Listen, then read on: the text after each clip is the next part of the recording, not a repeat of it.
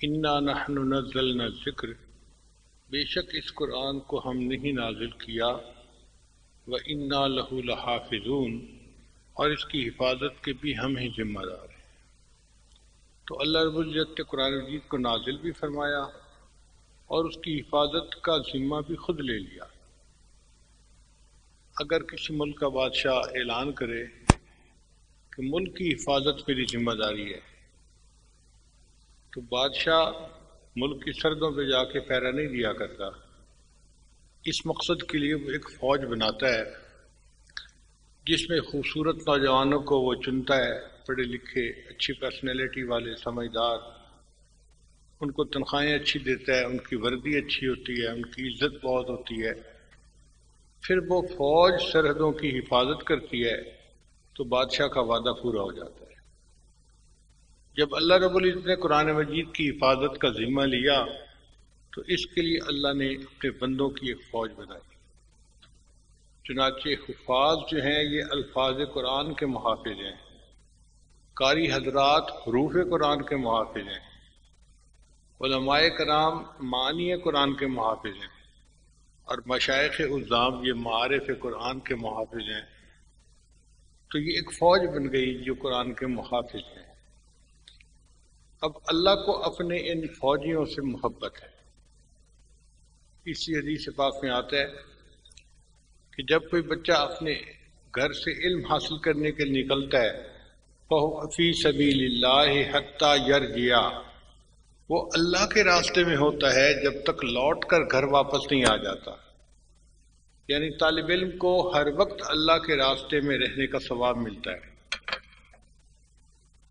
اس لیے طالب علم اپنے مدرسے میں آ کے سو رہا ہوگا نا، اس کو پھر بھی ثواب ملے گا، جیسے معتکف کو ثواب ملتا ہے طالب علم کو بھی ثواب ملتا ہے۔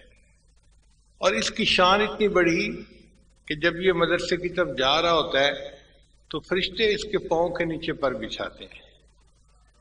اللہ کی شان دیکھیے، دنیا میں کسی کی عزت کرنی ہو نا کہ فلاں بندہ وزیر اعظم ہے، صدر ہے، اور اس ملک میں مہمان کے طور پہ آ رہا ہے تو اس کے نیچے ریڈ کارپٹ بچھایا جاتا ہے، سرخ قالین بچھایا جاتا ہے، عزت معابی کے لیے۔ یہ عزت افزائی ہوتی ہے۔ تو یہ طالب علم مدرسے میں جا رہا ہے تو اللہ نے اس کے نیچے سرخ کارپٹ کی بجائے فرشتوں کو حکم دیا کہ تم جاؤ اور اپنے پر بچھاؤ۔ اور واقعی مہمان کے ساتھ ایسا ہی معاملہ ہوتا ہے۔ چنانچہ ایک شاعر نے کہا، اے باد صبا کچھ تو ہی بتا، مہمان جو آنے والے ہیں۔ اے باد صبا کچھ تو ہی بتا، مہمان جو آنے والے ہیں، کلیاں نہ بچھانا راہوں میں، ہم پلکیں بچھانے والے ہیں۔ تو لوگ اپنے مہمان کے راستے میں پلکیں بچھانے کو تیار ہوتے ہیں۔ تو فرشتے طالب علم کے راستے میں اپنے پر محبت کی وجہ سے بچھاتے ہیں۔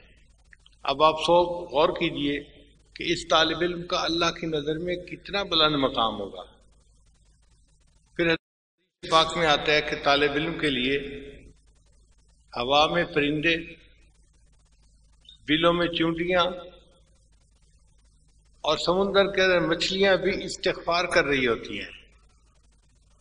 اللہ نے اس مخلوق کو استغفار پر لگا دیا کہ تم میرے بندے کے لیے استغفار کرتی رہو، اگر اس سے کوئی غلطی ہو جائے گی تو تمہارے استغفار کو ذریعہ بنا کر میں اس کے گناہوں کو معاف کر دوں گا۔ تو اللہ رب العزت کو طلباء سے، طالبات سے، علماء سے، عالمات سے محبت ہے، اور اس کی دلیل قرآن مجید میں موجود ہے۔ اللہ فرماتے ہیں ثم اورثنا الکتاب، پھر ہم نے اپنی کتاب کا وارث بنایا، الذین اصطفینا من عبادنا، ہم نے اپنے بندوں میں سے جن کو چن لیا۔ تو یہ اللہ کا چناؤ ہوتا ہے، کوئی بندہ مدرسے میں خود نہیں آتا، اللہ کی جب رحمت کی نظر پڑتی ہے، اللہ کا جب چناؤ ہوتا ہے تب وہ مدرسے میں آتا ہے، توفیق مل جاتی ہے۔ ورنہ کتنے لوگ سوچتے رہ جاتے ہیں، آگے قدم بڑھانے کی توفیق نہیں ہوتی ان کو۔ کالج اور یونیورسٹی میں تو ہر بندہ اپنی مرضی سے جا سکتا ہے، مدرسے میں اپنی مرضی سے کوئی نہیں آ سکتا۔ پہلے اللہ تعالیٰ کی طرف سے چناؤ ہوتا ہے، پھر وہ بچہ مدرسے میں آتا ہے، اور یہ قرآن مجید سے ثابت ہو رہا ہے۔ اس لیے طلباء اور علماء سے اللہ رب العزت کو محبت ہے۔